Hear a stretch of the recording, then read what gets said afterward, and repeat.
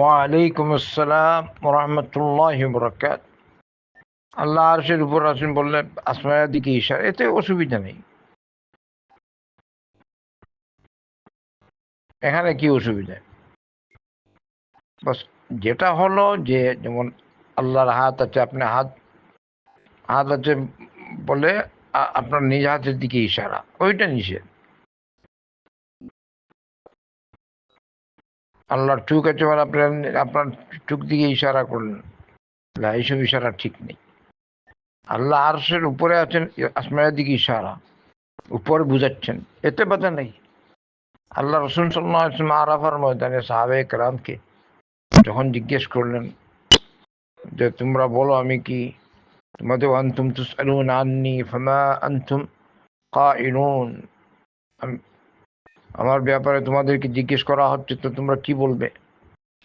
তারপর তারা বললেন নাশহাদু আন্নাকা ক্বাদ বাল্লাগতার রিসালাহ ওয়া আদ্দাইতাল আমানাহ, আমরা সাক্ষ্য দিচ্ছি যে আপনি রিসালাতের দায়িত্ব আদায় করেছেন, আমানতের দায়িত্ব আদায় করেছেন।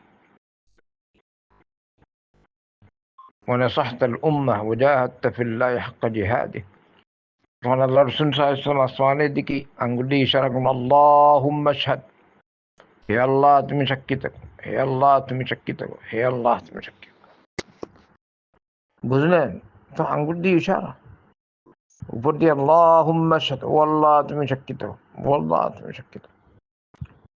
বলে আল্লাহুম্মা শাহাদ বলে নিচে নামাচ্ছে। আল্লাহু আকবার। এটা না জায়েজ নয়, এটা জায়েজ। বারাকাল্লাহু ফিক।